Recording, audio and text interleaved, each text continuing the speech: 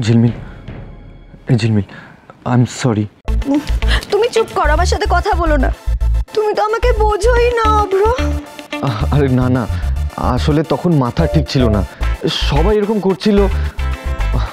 আমি বলছি তো, আই এম সরি। এই ঝিলমিল, আই এম সরি। অভ্র,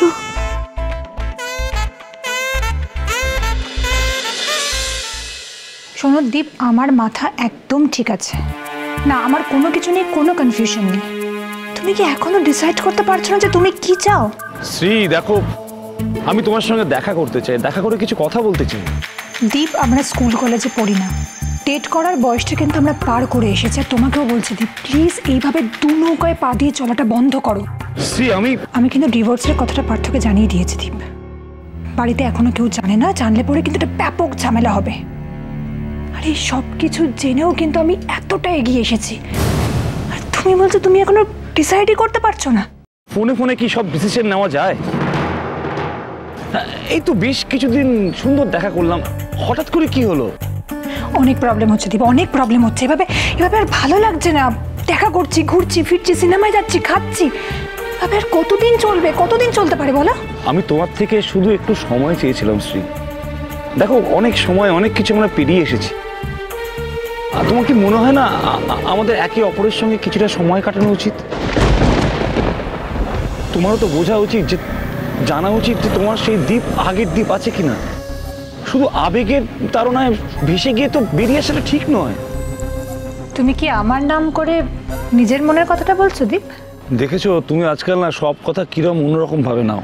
তুমি ভাবতে পারবে না, ভ্যালেন্টাইন ডেতে আমি তোমার সঙ্গে সারাটা সময় কাটাবো বলে কত প্ল্যান করলাম, কত কিছু করলাম। তাই নাকি? কিন্তু সেদিন তুমি একটাও ফোন করোনি আমায়। আমি তোমাকে কতবার ফোন করেছিলাম, কিন্তু তুমি আমার ফোনটা রিসিভ পর্যন্ত করোনি। আমি ভাবলাম যে হয়তো নতুন বিয়ে হয়েছে, বউ নিয়ে ব্যস্ত আছো। আরে বাবা, আমি তো অফিস থেকে বেরোতেই পারিনি, কাজের এত প্রেশার ছিল। দীপ, তুমি খুব ভালো করে জানো যে আমি এক্সকিউজ দেওয়াটা একদম পছন্দ করি না। আচ্ছা ঠিক আছে, তুমি আমার সঙ্গে একবার দেখা করো, আমি তারপর তোমার সমস্ত অভিযোগ অভিমান সব শুনবো, প্লিজ। বাদ দাও, আমি একটু বেশি ছেলে মানুষই করে ফেলেছিলাম। শ্রী, আমি ছুটি নিয়েছি, আমরা একসাথে কোথাও একটা যাবো, তোমার সঙ্গে আমার কথা বলাটা খুব দরকার। প্লিজ শ্রী, না করো না, আমি ওয়েট করবো তোমার জন্য। শ্রীপর্ণা,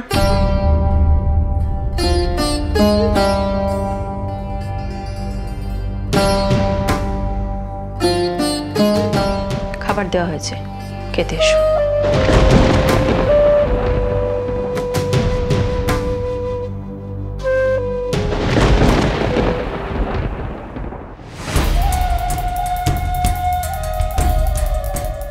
কখন এলে ছোট বৌদি? এ বাবা, আমার কোনো কথা শোনেনি তো?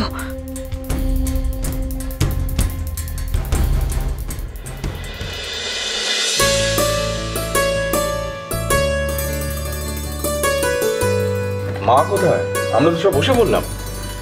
মার আজকে নিরামিষ, আর পায়ে এত ব্যথা, উনি খেয়ে দিয়ে আগেই শুয়ে পড়েছেন। ইলিশ রান্না করেছিস রে মা? ইলিশের সময় না কো, তাও গন্ধতে মনে হচ্ছে একেবারে জাত ইলিশ। এটাকেই বলে রান্নার গুণ। তাহলেই ভাবুন মিসেস গোস্বামী, ও এত ভালো রান্না করে জেনেও আপনি না খেয়ে চলে যাচ্ছিলেন। সে তো আর জন্য, তবে এখন মনে হচ্ছেন জানেন যে গেলে বোকামি করতাম আর কি। এটা আজ না করলেই নয়, তোমার শরীরটা উইক আছে, একটু রেস্ট নিতে পারতে। নড়িদি তো ছিলই। মামা না খেলে, সবার কাহা না হলে তো আমি বুঝতে পারবো না।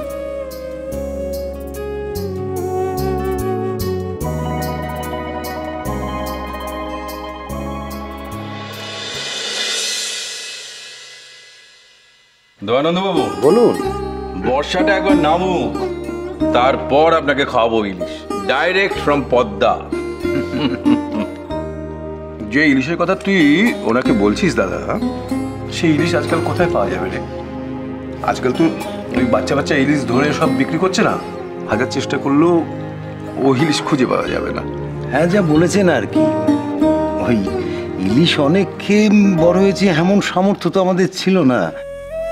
দেখেছি ইয়া বড় বড় ইলিশ, কি তার গন্ধ!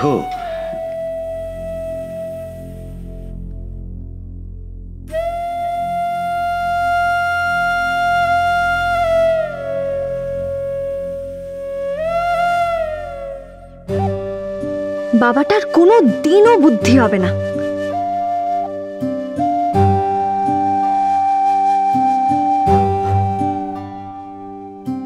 নিজেদের গরিবের গল্প ফলাও করে বলছে দেখো।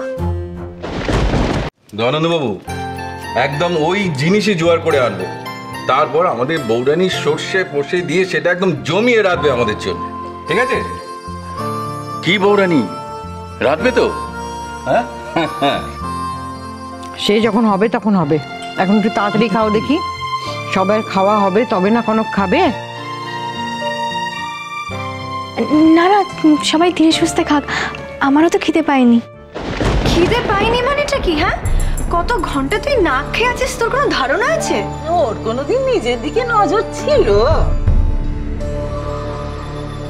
কি গো, তাড়াতাড়ি হাত চালিয়ে খাও দেখি।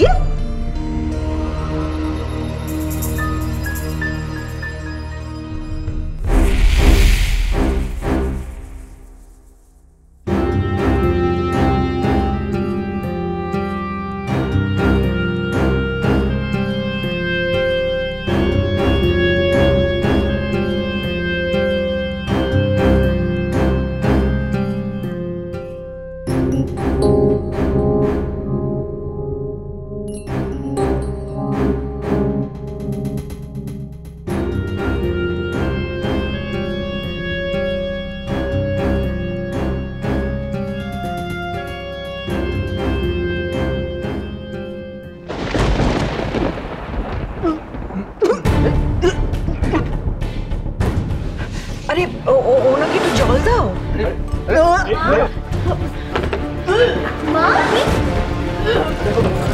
মামি, আমাকে দে। জলটা খাও, জলটা খাও, জলটা হলো। আমি দেখছি। কি জল জল করছো গো? মাছের ঝোলটা তো খেলে, কিছু বুঝলে না গো। সামান্য ব্যাপার নিয়ে তুমি জলটা খাও, নাহলে আবার তোমার হবে। না না মামা, আমার রান্নায় কি কোনো... না না, কিচ্ছু হয়নি মা, কিচ্ছু হয়নি। তুই উপোস দিয়ে কষ্ট করে রান্না করেছিস, ভালো হয়েছে, বেশ ভালো হয়েছে। না, জলটা খাও। কি বলছো গো?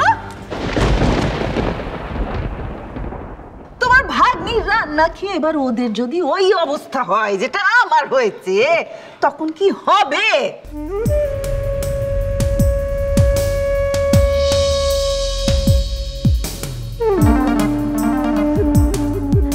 ভুল তো হতেই পারে, কিন্তু উপোস করেছে এটা তো কোনো অজুহাত হতে পারে না গো।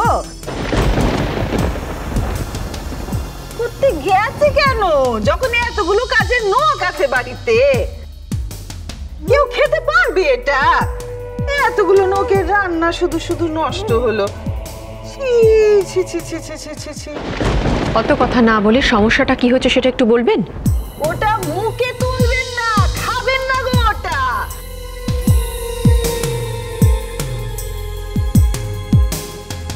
মামি বলো না কি ভুল হয়েছে আমার, বলো না কি হয়েছে। আর কি বলবো রে তোকে, কি ভুল হয়েছে রে মা, কি বলবো তোকে?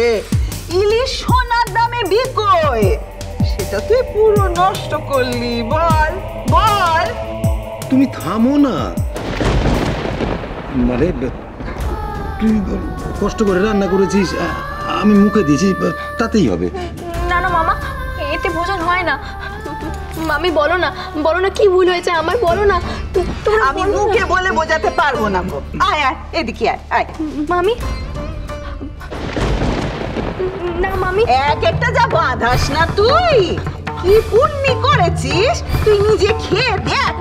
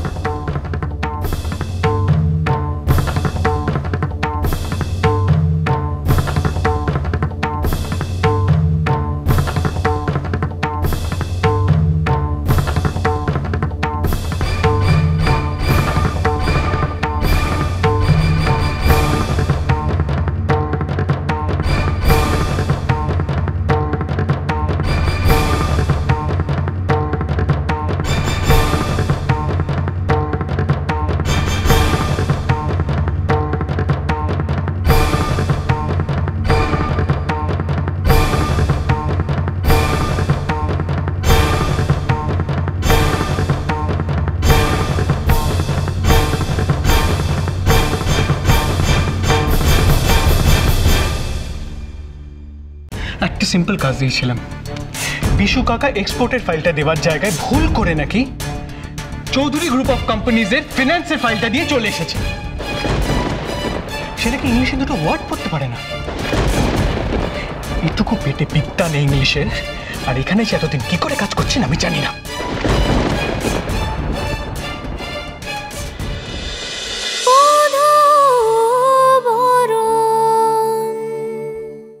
স্টার জলসার প্রিয় শো দেখার জন্য সাবস্ক্রাইব করুন আমাদের ইউটিউব চ্যানেলে এবং আপডেটেড থাকার জন্য প্রেস করুন বেল আইকন। চলো চলো চলো চলো পাল্টাই।